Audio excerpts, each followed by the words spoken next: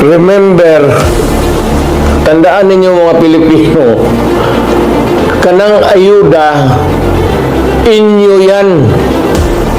May, Diyos ko po, walang tao dito sa Pilipinas o bilyonaryo man o bilyonaryo na magbigay ng pera baski 1 peso sa inyo. Walang taong magawa ng laro lang yung mga mayaman. Yung binibigay ng mga politiko, milyonaryo man o mahirap, hindi nila pera yan, pera ninyo. Kaya kanila na pera, kunin ninyo, kaya pera ninyo yan. Hindi gago itong nag-imprinta yan sila na pera, ipamigay. No, it's your money. Ninangakaw nila yan. Yung iba. Yung iba naman, kagaya ng kongreso ngayon, parang naubos talaga ang pera ng Pilipinas.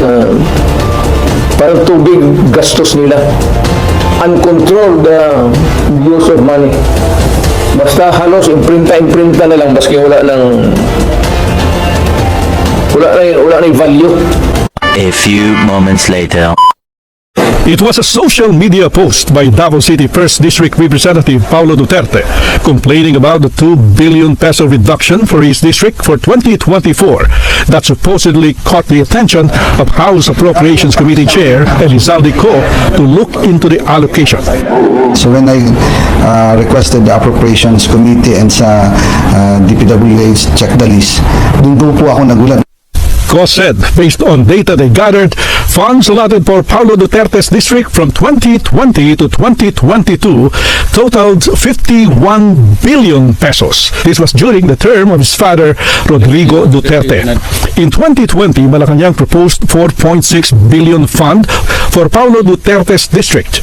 When it was approved by the Congress, more than 8 billion pesos were added, so it became 13 billion pesos. In 2021, Malacanang proposed a 9.6 billion infrastructure budget for Paulo Duterte's district, and when it reached Congress, the amount topped 25 billion pesos.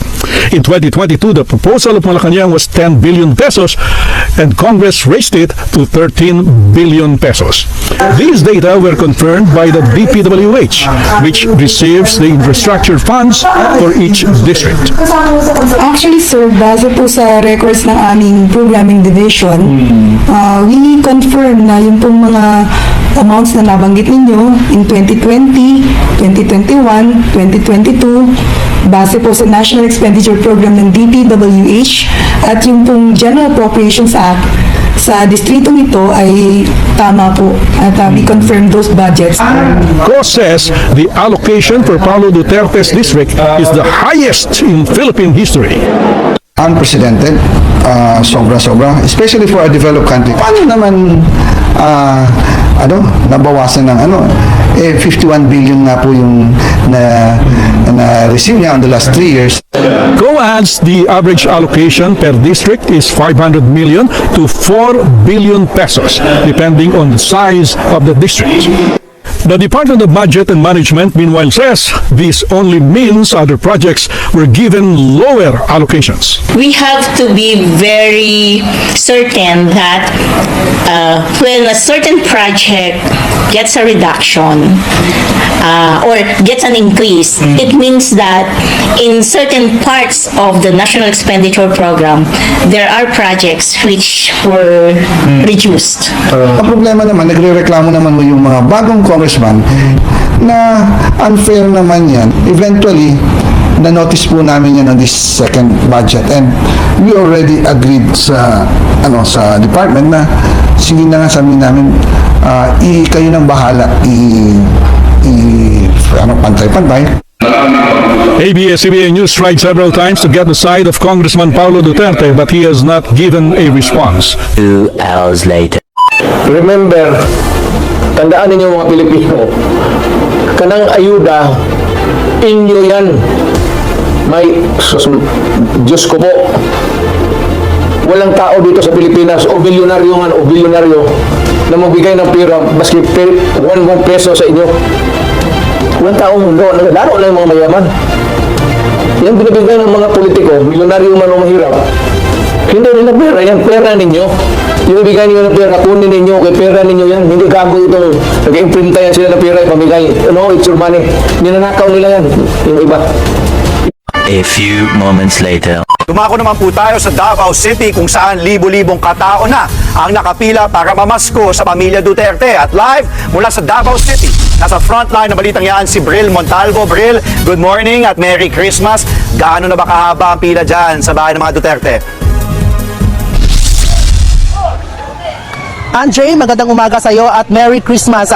Halos 3 kilometro na nga ang pila dito sa Davao City ng mga residente simula kaninang madaling araw. Pila ito para sa taunang pamimigay ng pamasko ng pamilya Duterte tuwing December 25 mula rito sa kanilang ancestral house sa Taal Street, Central Park Subdivision. Taunang tradisyon na ng pamilya Duterte ang pamimigay ng pamasko. Ang iba nga sa mga nakapila, kahapon pa nandito. Dito na rin sila inabutan ng Noche Buena. Hindi lang mga taga Davao City ang pumila rito. May iba na galing pa sa ibang probinsya. Alas 4 kaninang madaling araw nang mag-umpisa ang pamimigay. Kasama sa mga natanggap nila, ang food packs na may lamang bigas, dilata, cash at gift certificate. As of 6 a.m., umabot na ng mahigit 25,000 ang nakapila rito. Inaasahang patuloy ang madadagdagan ngayong araw. Noong 2023, umabot sa mahigit 40,000 ang namasko sa mga Duterte. Andre, bantay sarado na rin ang paligid ng ancestral house sa mga Duterte. Maya-maya ay may kaunting programa na may pa-games at ibibigay ng mga papremyo. Remember, tandaan ninyo mga Pilipino, kanang ayuda, inyo yan. May, Diyos ko po, walang tao dito sa Pilipinas, o bilyonaryo man, o bilyonaryo, na magbigay ng pera, baski 1 peso sa inyo. Walang tao mundo, laro na yung mga mayaman. Yan binibigay ng mga politiko, milyonaryo man o mahirap. Hindi nila pera yan, pera ninyo. Yung bigay niyo ng pera, kunin ninyo, kay pera ninyo yan. Hindi gago itong nag-imprinta yan sila ng pera, ipamigay. No, it's your money. Ninanakaw nila yan, yung iba.